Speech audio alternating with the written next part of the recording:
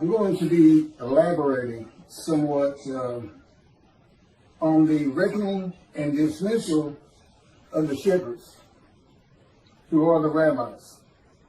And I'm going to get into that, the definitions themselves, what this means, and in part why God has done this.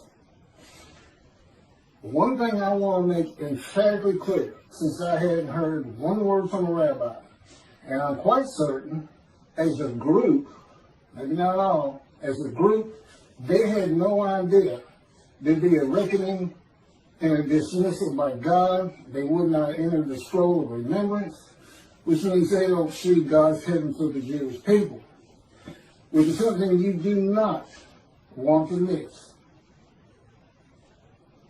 Because they just talk about the Messianic era. All of a sudden, Moshiach protects the world.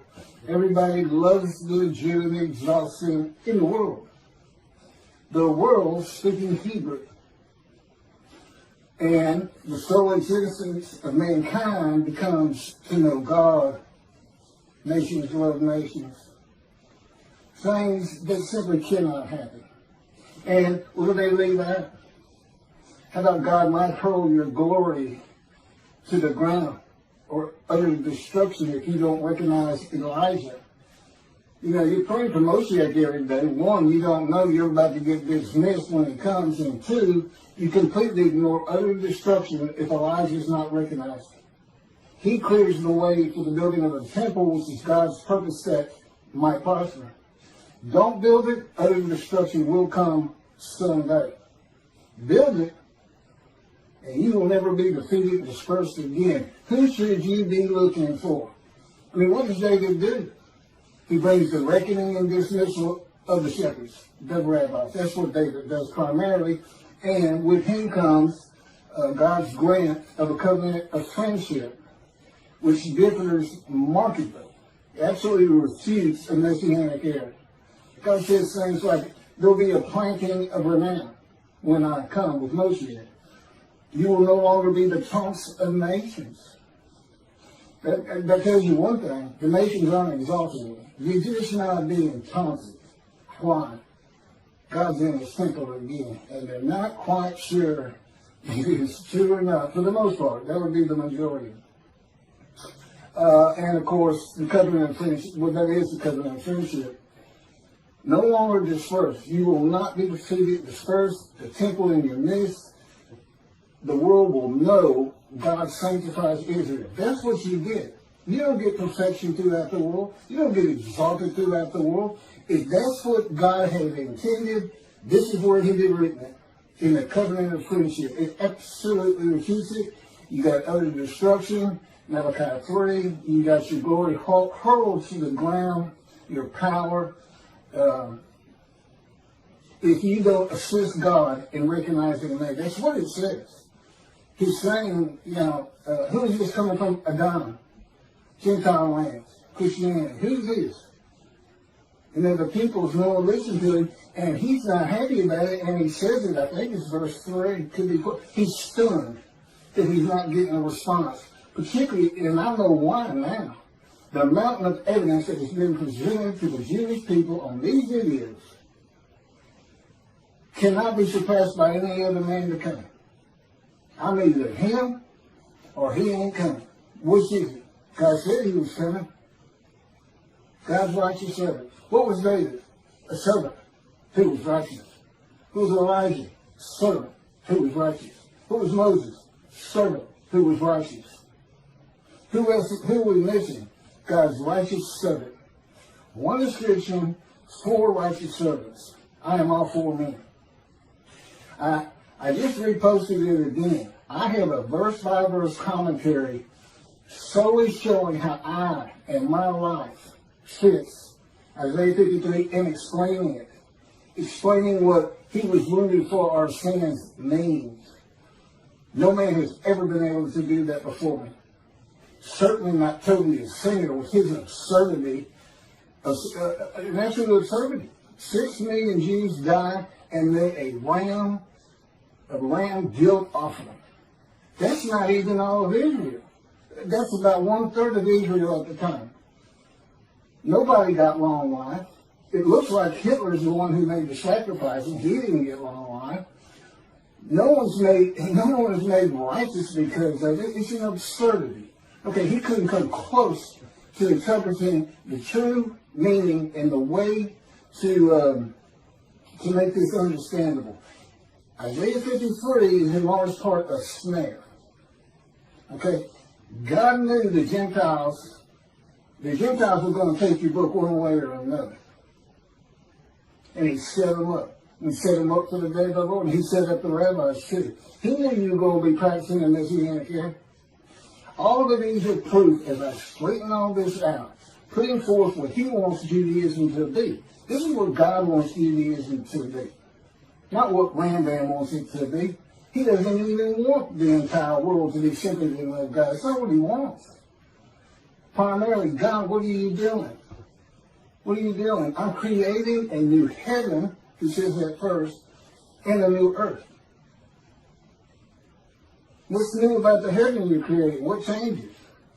I want to have a new host of angels, the angels of Israel. And I want every Jewish, all of my children to go through the same thing they all had to go through. Anti-Semitism, racism, bigotry, having to survive on a planet that simply does not like them. That's what he's looking for. That's the angels of Israel. You got your own unique personality. 613 laws. Okay, about 200 of them were animal sacrifice, and that was done away with by his prophet. God said, I don't want your animals anymore. That Toby Savior thinks he wants a human being. You're not supposed to add to or take away anything from the Torah. And when you see you're about to do it, you better ask yourself, where am I wrong? Where am I wrong to add a human being, much less 6 million of them? And, let's go on Christian. That's what they do. Let's put a human being in an unblemished lamb and we'll be sin free. I don't know what your guilt offering did to the Jewish people who become the righteous servant. No, the righteous servant is for the day of the Lord. He has to have a Moses, a representative. He could be an Elijah or a David. But he's got to have a man. Okay? I fit it to the T. My Isaiah 53 has been out there for over 2 years. And I get nothing. Don't tell me these people like Toby and Jews for Judaism haven't heard some rumblings. I can't say exactly what. God doesn't tell me things like that. He'll never tell me what another person's thinking. He won't tell me anything to happen in the future. If I can't find out an answer of my own, then I don't find it. They don't give it to me. Yeah. But,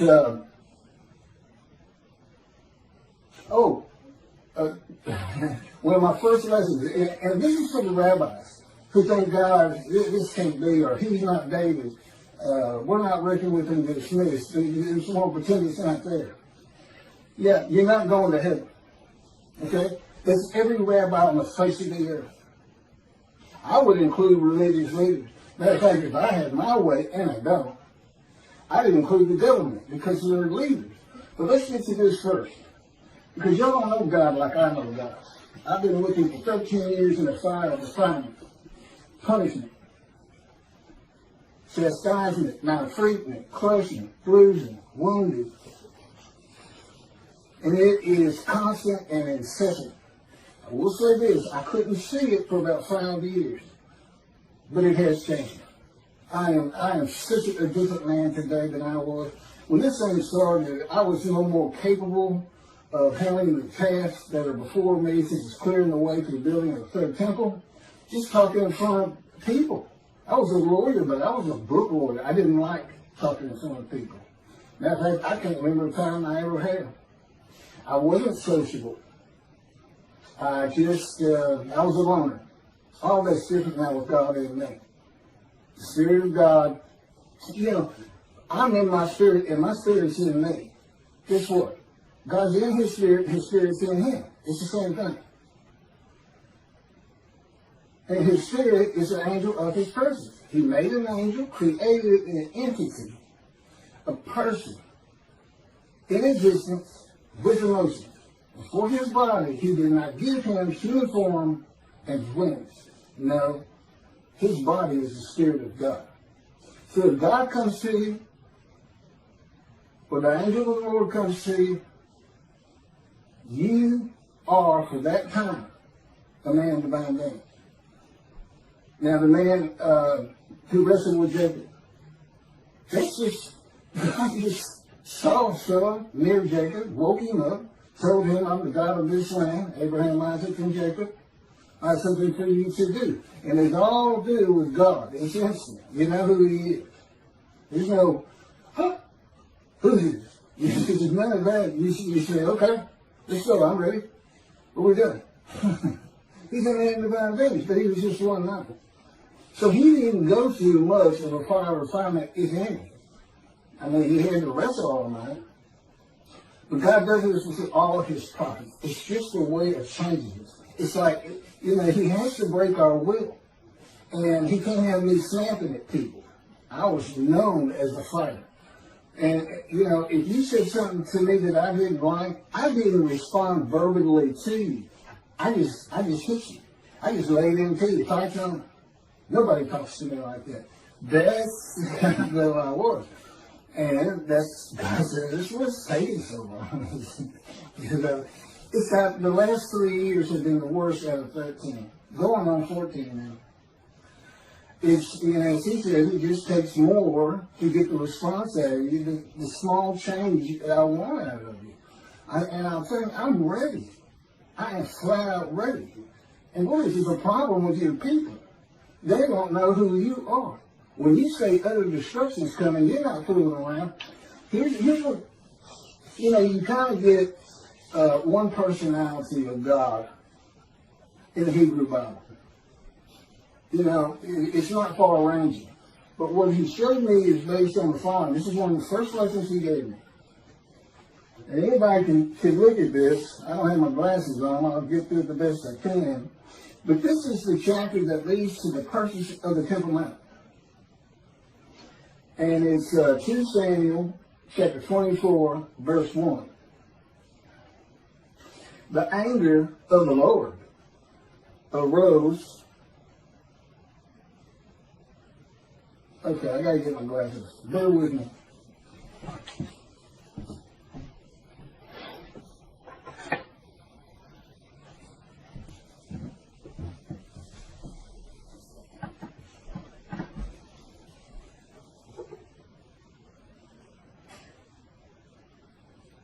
The anger of the Lord again flared up against Israel. And he incited David against them, saying, go and number Israel and Judah. That'd be the northern kingdom, the kingdom of Israel, sometimes the kingdom of Ephraim, the largest tribe landowner, immediately north of the lands of Benjamin, which is partitioned between Ephraim and Judah. And Benjamin is considered part of Judah because that's where the kings rule from. Go on under them. Apparently there's some problem in taking the census. I don't know what it is. But he incited David to do it, and then he put him into a three-pronged test. Do you want me to come against the people? Do you want me to come against you? And one other one. And he said, let it be against the people. Let no man take me. And God did. And he killed pestilence. And 70,000 had died almost immediately. Now, did God just go down and kill 70,000 Israelites? No. He takes the credit for it. It just makes him look mean himself, listen to everything I say. The pestilence was already there. God could see it. He knew it was coming. And he does this a lot. He says, I will come with utter destruction. No, his creation is going to utterly destroy Israel. I would suggest, he won't tell me, I would suggest we're talking nuclear bombs from Iran right now. Someday. And they'll do it. They will do it if they get it. In any event, that's how. Oh, and it's interesting, the numbers are different. The census numbers are a little bit different from what I'm about to read in 1 Chronicles. And so is the amount of money paid for the Temple Mount out of David's pocket, is what he makes it sound like, but I'm sure it was the kingdom's money. I would think so. I don't know why he'd have a separate side job or anything. If you'll turn to 1 Chronicles, chapter 21, it's the same story. It even says it's the same story somewhere in here. Maybe it was a footnote. Satan arose against Israel and incited David to number Israel. And then you get the same story. You know, David realizes what he did was wrong. See, he incited him. He didn't go tell him. He went to a prophet. He told somebody and this and that. And then David was all wanted to be in repentance and was sorry he had done it. And again, I don't know why I say it.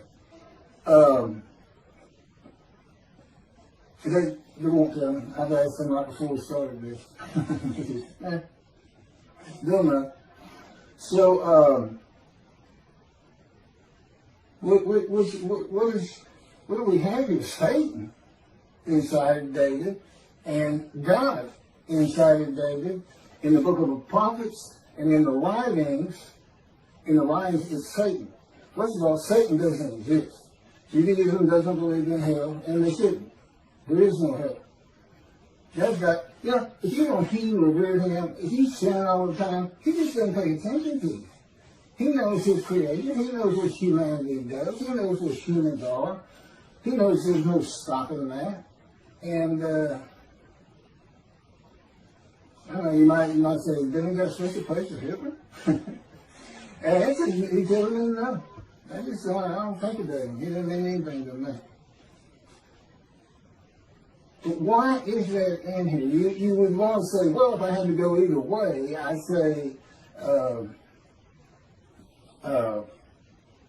1 Samuel is who you go with, because that's the book of the prophets. And I agree with that, except God wrote this whole book. He had a whole thing written. It's not just Torah. And don't forget that. It's not just the Torah dictated to Moses. If you, the book of Ezekiel, just as soon as Ezekiel wrote it. Might not be the case, might not be all of it, but, you know, just go with that. Whoever the main character is, they wrote it for God, because if he's talking to you, and he's going to be with you quite a while, like in writing one of these big books of 70 chapters, you're going through the fire of refinement. Moses went through the fire of refinement. You know how you know? Because it breaks your will. It makes you humble. It takes anger out of you that you used to not be able to control. We saw with Moses, he killed a man. He was so angry. He was getting into fights. Then he runs away. He doesn't account for himself. He doesn't ask Pharaoh he doesn't repent. He runs away. He doesn't take account for his own actions. Not a good person. At the end of his life, it is said in the Bible, Moses was the most humble man on earth. God said, Keith, I put that in there primarily for you. So you would understand you're not the only one that's ever gone through this. He says, you're tops. I mean, you're 4 prophets in one. Moses would be number 2 as far as the severity. But it took a man with that kind of anger. And Ezekiel had that kind of anger. He said, I wanted a spirit seized me, and I went in bitterness and the fury of my spirit in the hand of God. He's in the hand of God, but he's bitter and furious. I know the feeling. That's the fire of refinement. That is the key to understanding Isaiah 53 and those words. A man is wounded, chastised, brushed, bruised, now treated, so that I can go to those who are suffering guilt for sin and have the ability to make them understand God is here. Go to Judaism. Be observant. Stop sinning. Your guilt will go away. I offer myself to go through the fire of refinement so that I can remove your guilt. That's what it's all about. That's the first 6 verses, the witnesses. Wounded for our sins, bruised for this, crushed for this. Okay? And it's just for me to be prepared. Now, he didn't even ask Ezekiel. He didn't have to ask me. You don't say no to him. He's God. You don't say no. You say, okay. I said, okay, 1,000,000 times, I believe. But, so to explain this, God said, just imagine a scale with the finest, goodest, nicest, kind, merciful person you could ever meet. And down here, put Satan, the meanest, most vile, brutal, doesn't care about your pain. And he can go all through it. Okay? He literally decides what emotions he's going to have. Now, I'm in the fire of refinement, and I call this the black hat, this the white hat. This is what he's talking about. And we have a lot of good times in here. I mean, there's a lot of white hat, and the Holy Spirit's always in the white hat. He can be a troubler sometimes, but you know, it's kind of set up by God. He's sent to the sight thing. And then the black hat. This is where he is with me most of the time. The style of refinement. We get over here. We get over here. The point is, he's not just listen to what I say, or I'll put a pestilence on you. If you don't stop sinning, I'm going to exile you. I'm going to take your temple. That would be someone over here, not necessarily to Satan, but he said that's why that was written that way. So I can tell you about it. But he's really, I mean, when he's flat out in the middle, I just love that personality. It just does me well. So he wants me to tell the Jewish people about him. And my story, there's a lot I can't get into. I mean, he told me two things right off the bat. One, I don't care about your pain. And there's nothing I won't do to get you ready. There's no low I won't sink to. I will lie to you. And yeah, I know since God doesn't lie. In the fire refinement, he does. Anything to incite me. That would come under chastisement. Wounding, slamming me to the ground. He broke my chin open 2 or 3 times, cracked my skull. I got a nervous bad, black eyes, skin off my face.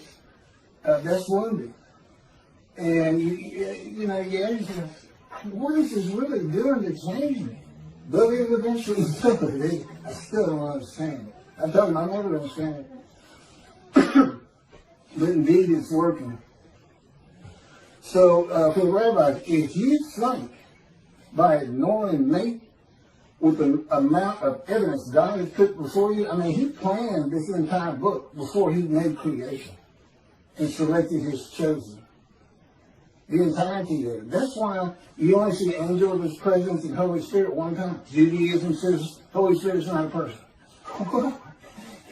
There's plenty of evidence in the scripture that he is, and I can tell you personally he is. And he's a great little person too.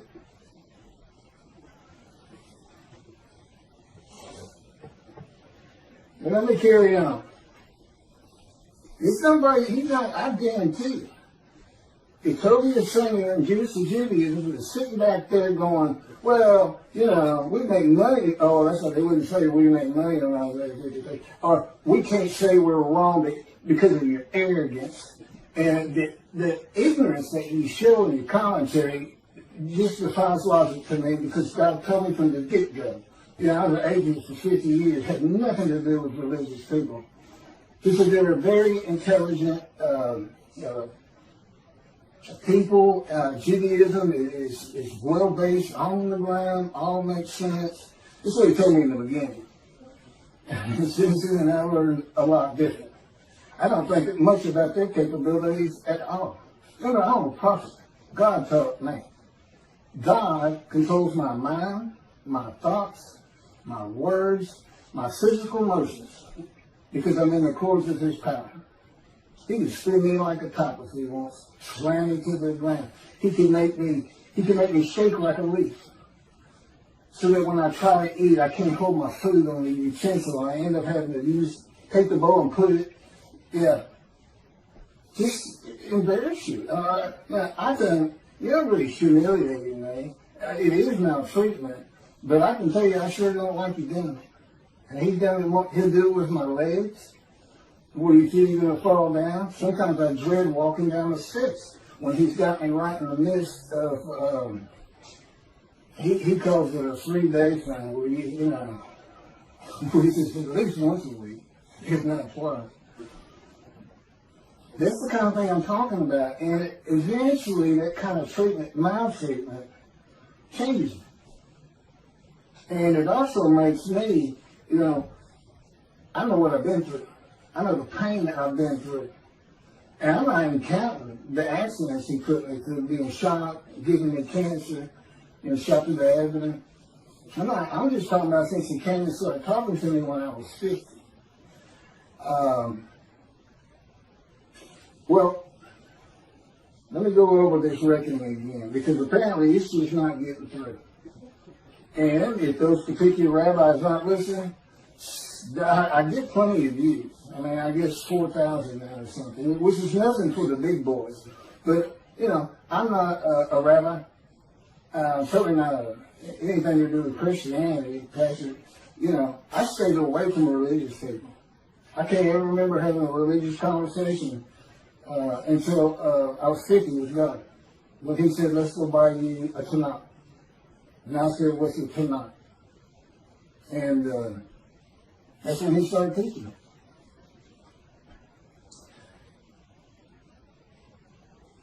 First said, apparently this, I don't know. I don't know the answer to this. I'd love to hear it. Why don't you know about this?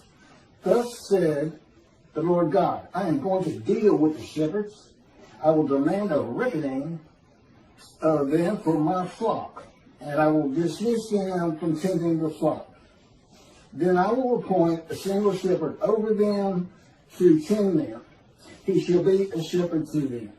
I, the Lord, will be their God. My servant David shall be a ruler among them, not a king ruling over them, among them.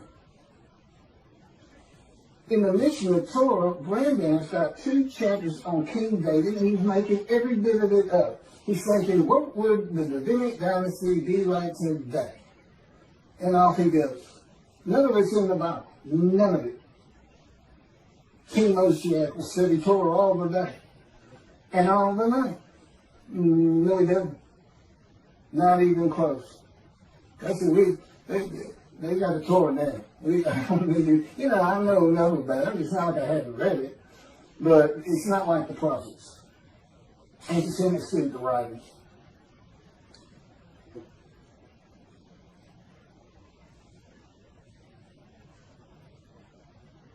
My servant David, he shall tend them. He shall be a shepherd to them. I, the Lord, will be their God, and my servant David shall be the ruler among them. I, the Lord, have spoken, and I will grant them a covenant of friendship. Again, it is so far removed from the Messianic era. Why don't the rabbis recognize that? You won't be the tongue of nations, you won't be defeated and dispersed again. His sanctuary amongst you, the world will know he sanctifies Israel, a planting of renown. That's it. That's what happens when Moshiach comes. You tell him I said so. If it looks like I get a little hot about this, God controls my emotions too. And that's how he wants them to hear it. And never forget, he can speak straight through me. As a rule, he's always speaking through me since he controls my thoughts and my words. But it's always based on my personality. He can change that. He can change that. But if you're not a believer in a man divine being, it doesn't help. You just think I'm putting on an act.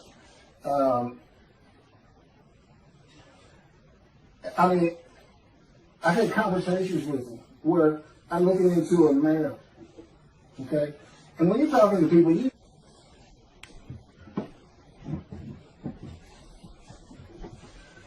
You know what your demeanor is. You know what you're sounding like and what you look like. And I'm looking at a mirror, and again, according to His power on me, I literally had a conversation with Him. And I look in the mirror, and that's not who I am in that moment, and it's not what I sound like. And, this is my lessons. I had lessons all day long, and I had for 13 years. I mean, He's doing something with me all the time. And primarily, again, it's controlling my mind. It's based on my capacity as Elijah to teach you how you can think in heaven. Your spirit reads your mind. Okay, your mind takes in, your mind has electrical impulses, little chemicals, different tissue, and it takes in what eyes can take in and what ears can take in. Your person is the spirit in you. Spirit and soul. And together, spirit and soul form a person. The soul's kind of like the DNA of who you're going to be. In heaven, you don't have that mind. God becomes the information of your mind. And He can do it for everybody in heaven. That's why He said, before you pray, I will answer. Just because He's the one having you think, I'm going to pray. And you won't remember the things of the past. That's a whole other discussion. But I have all that information because I'm Elijah. There's a reason He took him up specifically and nobody else and sends him back. It's a total proof of who I am outside the fact I fit every verse of Isaiah 53, outside the fact I'm the only man who's ever been able to explain Isaiah 53. The fact that despite your greatest minds, Jews for Jews and Toby or Sanger, and everybody else who makes commentary on it, have never been able to figure it out. You can't figure it out if you're not the righteous servant. And I couldn't see it. I read it the first time. I said, what is it? I said, who do you think that is? I said, I have no idea. He said, that's you. I said, okay. This is in the verse 2 years. I can't remember exactly when. Okay, now these words are used. My servant David shall be king over them. Be one shepherd for them all. King, prince, shepherd means leader. That's what it means. I won't be getting to that. This leader, this is words of leadership. It's not a divine kingdom. God knew all things from the beginning, and He knew when He had the day of the Lord, Israel would be a democratic free country. There's no place for a kingdom. You want a kingdom and go live in Saudi Arabia. They shall follow my rules and faithfully obey my laws. Thus they shall remain in the land which I gave to my servant Jacob, and in which your fathers dwelt. They and their children and their children's children shall dwell there forever, with my servant David as their prince for all time. That would be the line of David.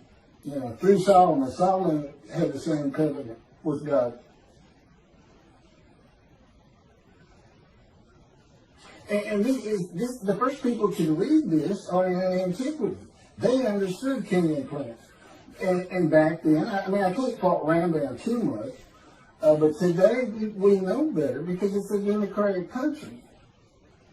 As you said, not Middle East, I guess, you got the most kings and kingdoms anywhere in the world, but anyway, God knew. He knew Rome was going to destroy the second temple.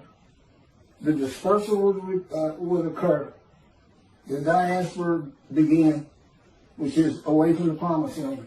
And He knew they weren't going to come back of their own, but that, and He didn't cause it, despite what Toby the Sinner says, but the world would drive them back one day.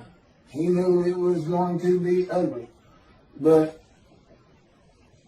and He said, well, why didn't you come help? Why didn't you come back? You're not supposed to be out there. You got to learn your lesson. That's some black cat there. You see that? Don't forget, He is a celestial being. He is not human. He has emotions, but He can actually operate His emotions, whereas we can't. We can't do it.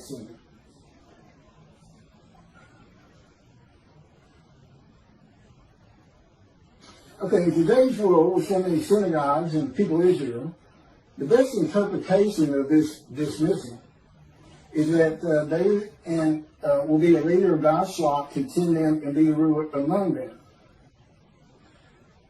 Like a rabbi, a person with knowledge, a teacher.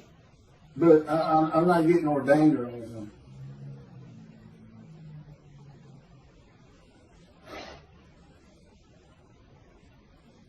Okay, reckoning. This is what reckoning means.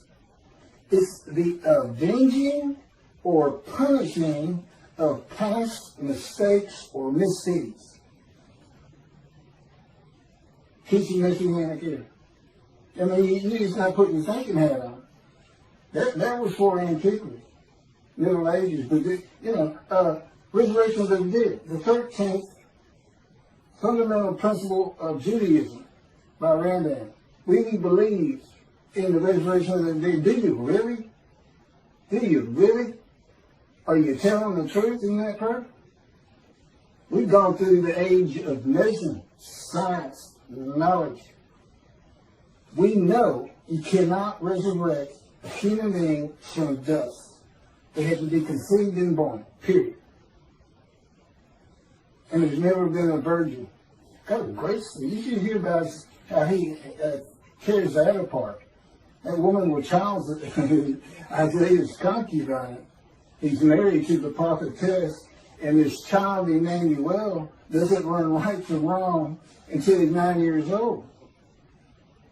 My question is, why isn't he Jesus? If his mother is a virgin, why isn't he Jesus? I'm going to put it to you. I'm going to be the greatest end-time missionary of all time, particularly, though, because eventually the many and the multitude are going to be telling the world who to believe all reports. That's him. Who is the arm of the Lord been revealed on? That's him. He knows too much. It's impossible to deny what's happening here. It's impossible to deny that there are rabbis who have heard me and are ignoring it. What about Elijah? Rabbis who ignore? Because I'm Elijah too. What about that? You want to be responsible for utter destruction? How many millions you lose in the Holocaust? 6 million? How many Israeli Jews do you have right now? Well, 7 million. You ready to up the ante on that? How many Jews can we kill at one time? You're not going to recognize David. You don't get the covenant of sonship. And it doesn't go into. I have both covenants. Sin forgiveness in Jeremiah 31 that puts Torah on your heart, and friendship.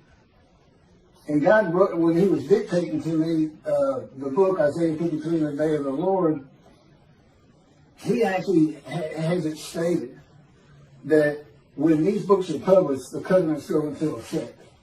Well, as you can imagine, I can't get them published. And it has to be a big-time publisher who can distribute worldwide and market worldwide. Because all Jews have to read it and know they're sin free in the Holy See. It's part of also being Elijah come back to Judaism. And the righteous servant, 53, makes so many righteous. Well, in effect, I've already done that with the covenants when the books are published. If there's any rabbi who'd like to step out of dismissal and see the heaven God is creating, contact me.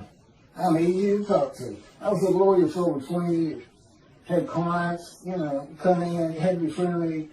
I said I was antisocial, but in a business context, it wasn't a big deal. I knew my parameters, so to speak.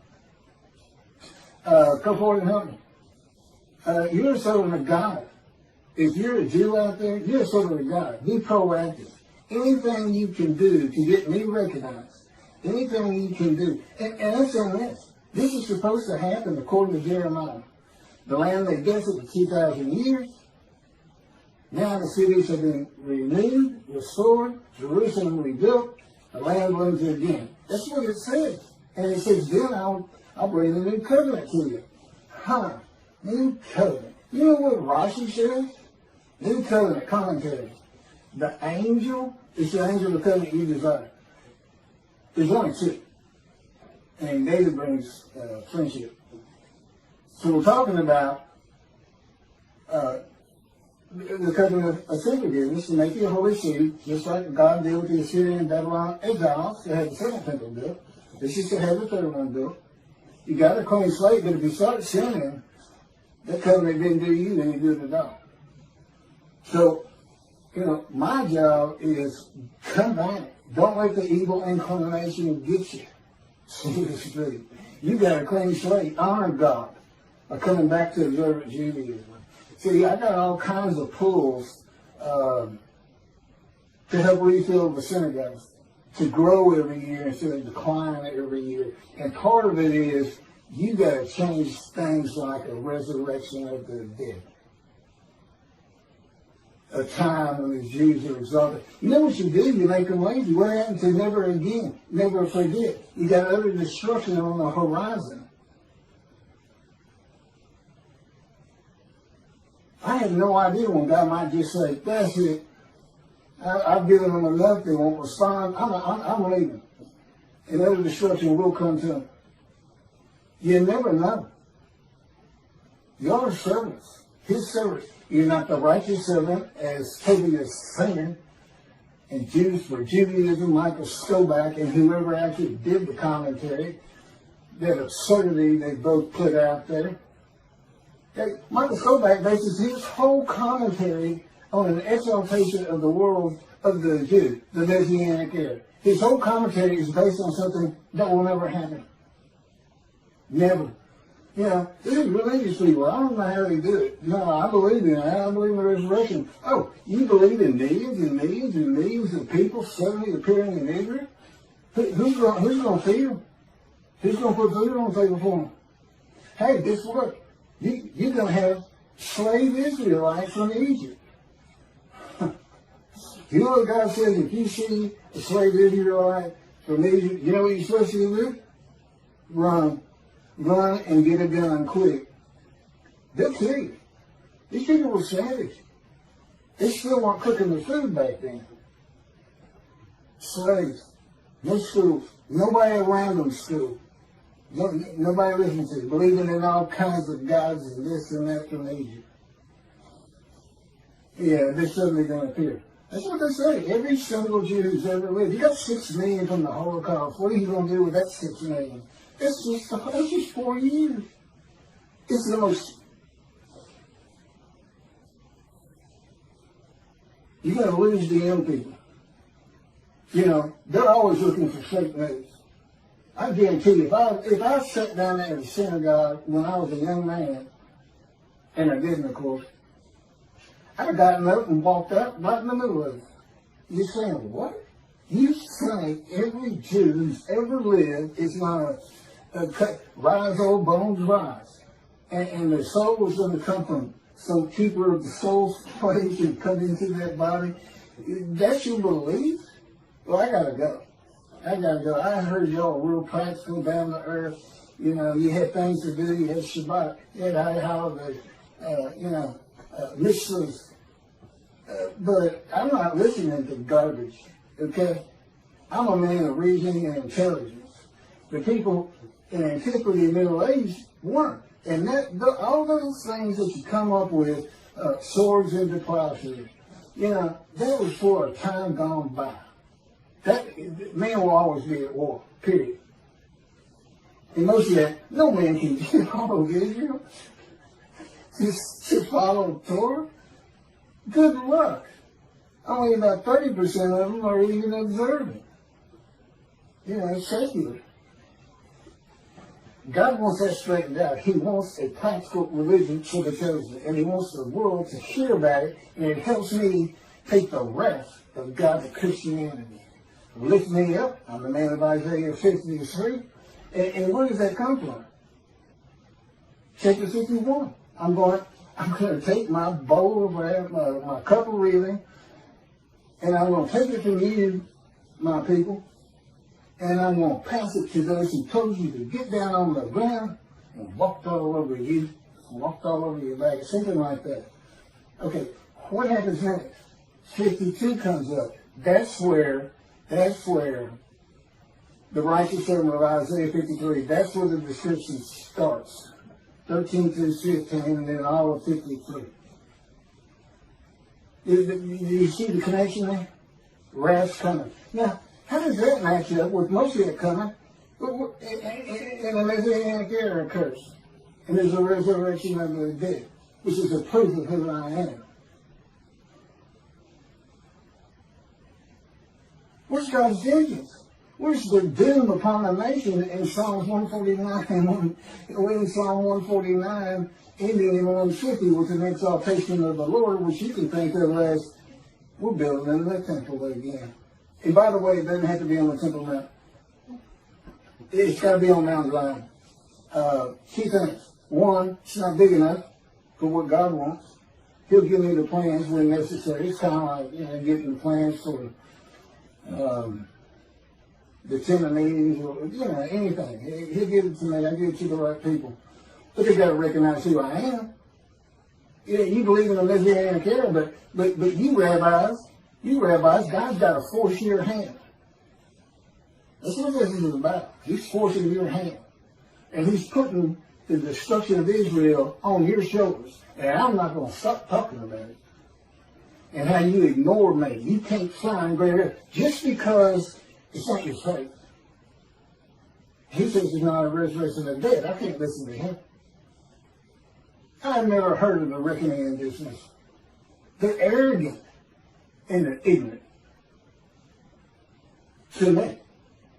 Now, regular society, they're real intelligent people. They can fool the flock who are just aimless sheep. They can't fool me because God's in me. He won't let it happen. And so I can incite them. You tell either one of them, if they want to debate, don't call me a singer who says he'll debate anybody on 53. You tell him I'm ready. You tell him I'm ready. And he better take some serious before we get there. Because I will incite him. I will arouse him with my words. And you wait till I start getting hold of the Christians. If you've been reading the details and watching my videos, you see I've got some powerful things to tell them. And I will not hold back. Remember, I'm not the most humble man in the world yet. This is the kind of person Moses and Ezekiel were.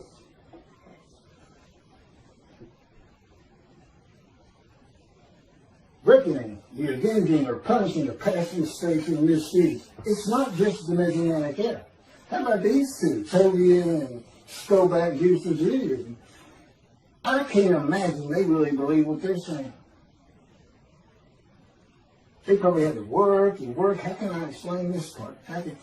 Tobia's language, it just scares me because in the beginning, I really thought so highly of him. Years and years ago when God started teaching me, I've been listening to the radio show, and I was learning things from him. He's got a lot of knowledge, but his capability of reasoning is at the level of antiquity, where there was no reason. Everybody lived on emotion because you learn how to reason in school.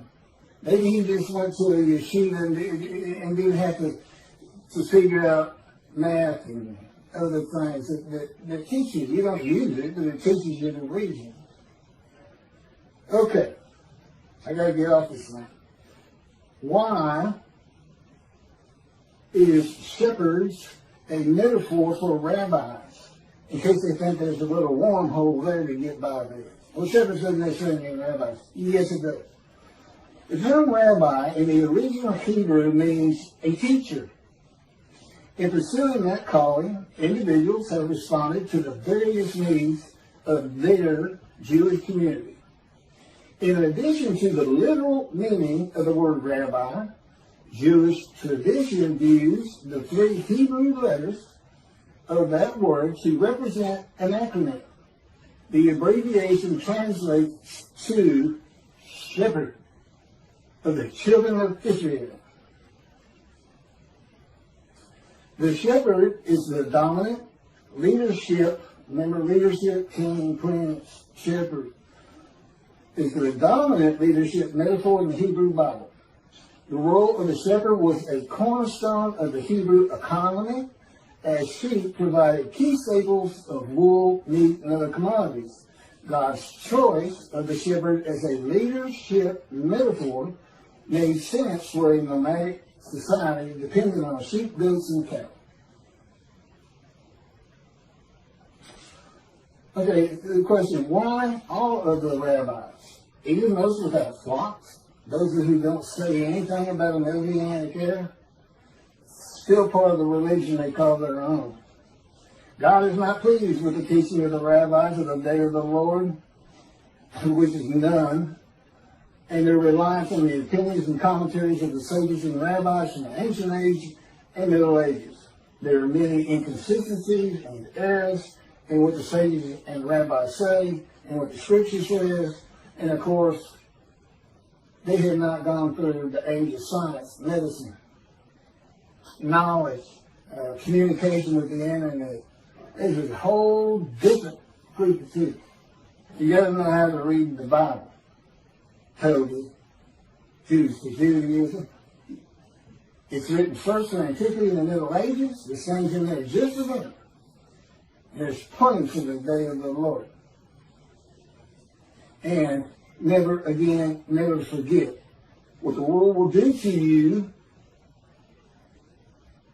if you don't heed God's prophet. They won't do to you point. Even if there's no prophet, and particularly if there's a prophet, because God is performing this video, God himself. And I'm sure that's a strange concept to them. They don't know. And that's why they're so arrogant. And just remember what God says he's going to do to the Christians. I will pull you down from your cliff dwellings for your arrogance. Yeah, he doesn't care for arrogance. He doesn't care for it a bit. He doesn't care for people who ignore his prophet. Remember, when I say you don't care, you say, oh, God cares about everybody, loves everybody. If you haven't lived with him and gone through a fire or fire, I feel like he absolutely hates me a good deal of the time. Because I feel I'm arrogant. Why? How much more can you change me? And it's like, are you the most humble man on earth? Yeah, it can be fun. I shouldn't laugh and give him, they're okay on that. It was kind of funny. That may have been the Holy Spirit. God says the anointed one is the shepherd, king, and prince of the flock, not of the promised land and all his people and perfecting the world. Rambam removes God's word and replaces it with Rambam's word. The anointed one is the king of the lands and people will have a kingdom basically ruling the world. That's what it sounds like.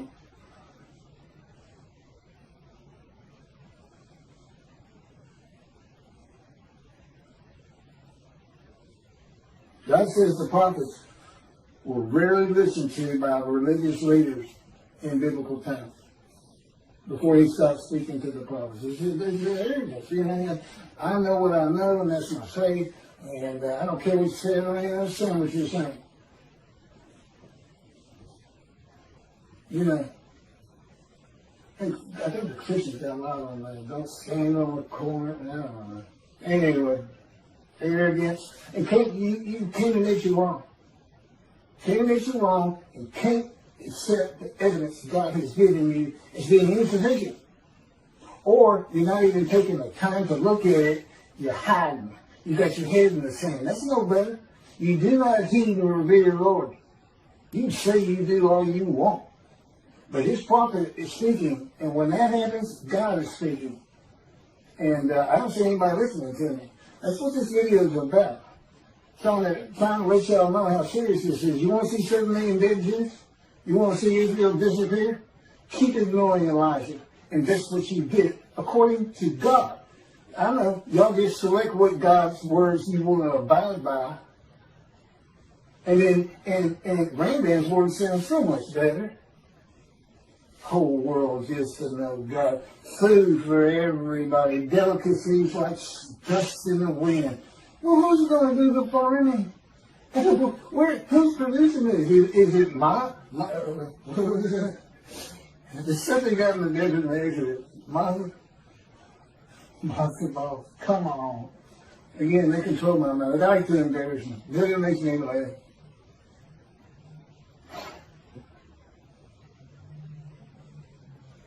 Okay, all this comes from God, by the way.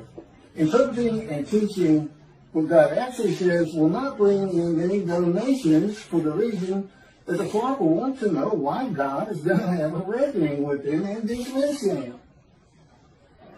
They will want to know what the sages and rabbis have done to anger God. The rabbis must learn how to read God's book, the Hebrew Bible. The two books he dictated to me explain what all that means. They must be read and taught to remove the dismissal. And if you're not a leader, if you're just an observant Jew, you go to synagogue and all this and everything, tell everybody you know. You're a servant of God. And his words come from me. This is when it's supposed to happen, unlike Jesus, who prophesied 5 times when he was coming back, and every one of them was false and failed. He didn't come back. He's gone. He's a myth anyway. He doesn't exist. If you see a Christian and they want to ask you what you think about Jesus, tell them he's a myth. Don't tell them, oh, you know, he was fine. I hear this all the time. He was a fine Jewish, learned man, but I don't believe that he died for my sins. No, don't do that. He's a myth. He's not real. God has an excellent argument on that is put together in the book, and it's also on videos. It has to do with the sins of the disused souls.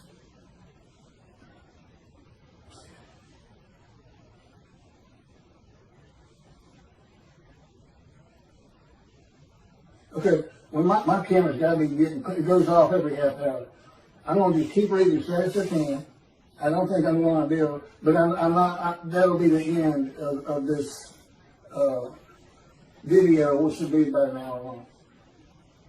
God has never changed the will of men or how they think of him and the Jewish people in his power. Any exaltation the Jewish people receive from the world will come through the efforts of God's righteous servant. That's me. But with him in control of everything I'm doing. As directed and commanded by God as he did with Moses. Moses was a man of divine beings. I am God's servant David, the only shepherd of the flock God recognizes, and my unwritten purpose. We know what the written ones are. Let's see what Elijah's clearing the way, recounseling families back with Judaism, God's righteous servant, making the man righteous. You mentioned the prophet like Moses. You're talking about somebody who will write his words and speak his words. Nobody's in bondage today, and that's the other thing he did. Elijah, ask him about heaven.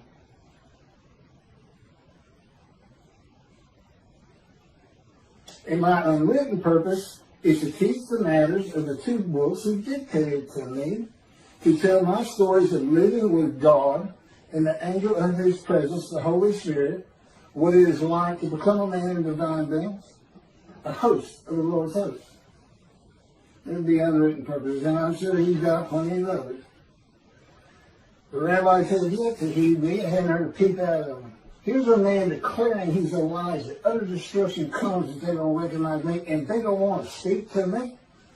They don't want to get them books and read them. I know Toby had for the most part, because nobody from Israel's read it. I'd be too embarrassed. And in his arrogance, and his popularity and stardom, he's not even checking it out. Total disregard for utter destruction and death. Of today, 7 million Israeli Jews. Utter destruction. That doesn't mean he's running through. Yeah, some might get out. Good luck making it over to Europe. If they're going to nuke you, they're going to have you surrounded at the same time. It's about time they read God's books. It's scripture. It's not canonized. It may be one day. But it's scriptures divinely received, verbally given to me. Keep good your computer. Write this down. There's a whole